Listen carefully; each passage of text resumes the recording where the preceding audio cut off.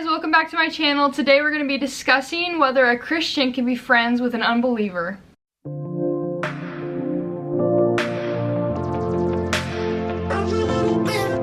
So guys, I don't think it is wrong to be a friend to an unbeliever.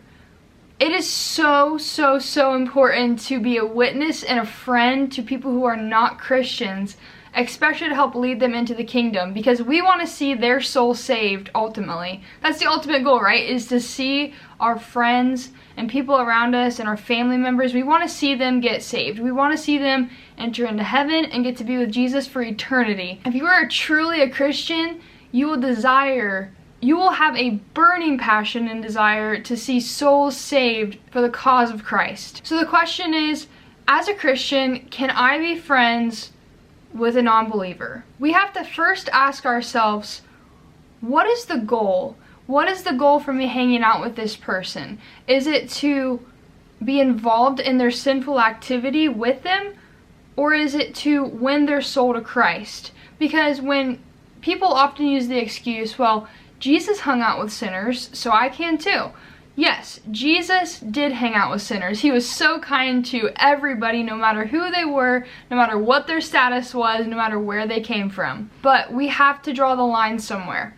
Jesus was strong. He was the strongest person in the Word that ever walked this earth. He knew the Word through and through and through. Jesus was the Word. The Word became flesh. Jesus was even able to withstand Satan because Jesus combated Satan with the Word. So like I said again, yes, Jesus did hang out with sinners, but ask yourselves, what is the goal for me to hang out with this person? Jesus's goal to hang out with those people was to win them to the Father. That has to be our goal too. If we're gonna hang out with them, it's not supposed to be to participate in their sinful acts and to promote their sinful acts. Because as a Christian, if I have let's say I have a homosexual friend, I think it is okay to be a friend to them, to talk to them. I mean, take them out to coffee and stuff like that. But you have to draw the line, and they need to know where you stand with them. If you do not witness and minister to that person ever, if you never talk about Jesus, if you never talk about how you love them but you do disagree with their sin,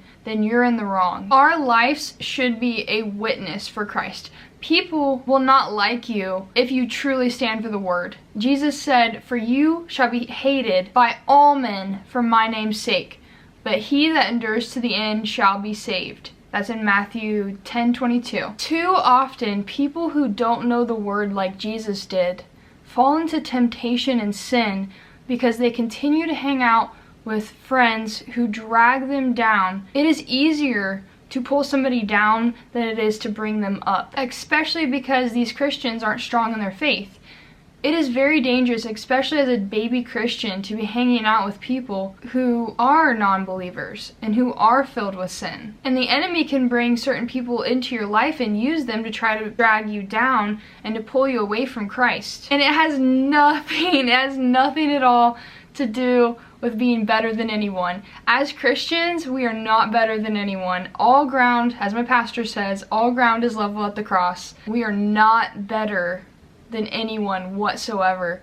As Christians, we should be some of the humblest, most servant-like people to walk this earth. We should continually be more and more like Jesus. He was so humble. Jesus always put people before himself. He even washed his disciples' feet. Like I said, it's not that you're being better than anyone by choosing not to hang out with them, but it's guarding yourself from falling into sin. Because ultimately, on Judgment Day, it's not going to be you and your friends standing there before Christ. It's going to be you and you alone. I think that we should always be a witness. We should always be a friend to everyone, no matter what their beliefs are. We should always try to bring them into the kingdom and help lead them down the path of life. But that does not mean that we have to surround ourselves with ungodliness.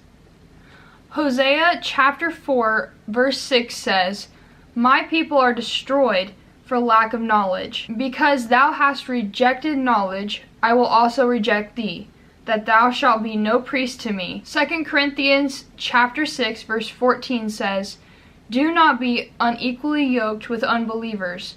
For what partnership has righteousness with lawlessness? Or what fellowship has light with darkness?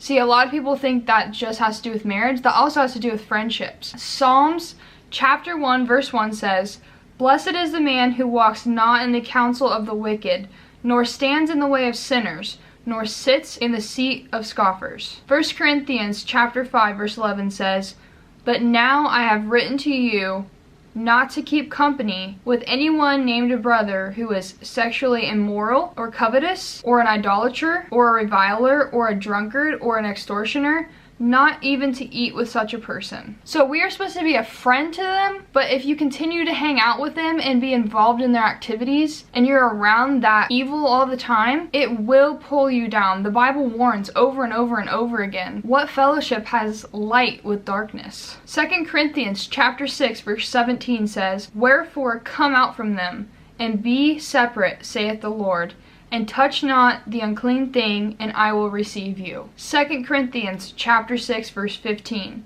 "And what accord has Christ with Belial?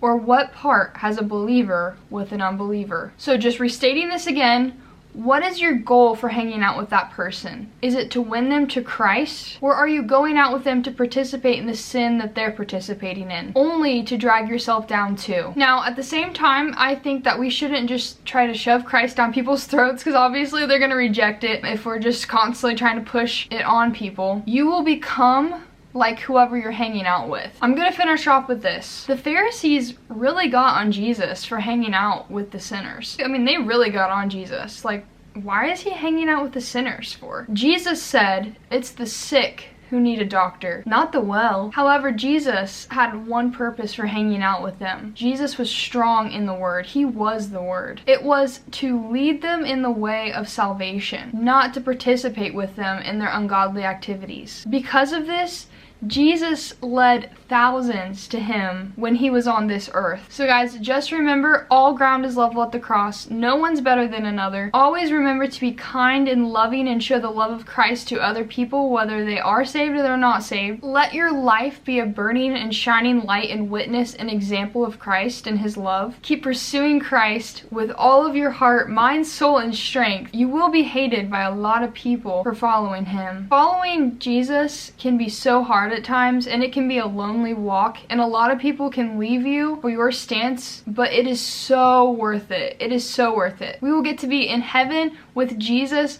for eternity, worshiping him, and it's gonna be amazing. Have faith, have hope in Christ. Thank you guys so much for watching. Keep looking to Jesus. Remember that everything's gonna be all good. God bless you guys, and peace out. Every little thing, everything will be alright.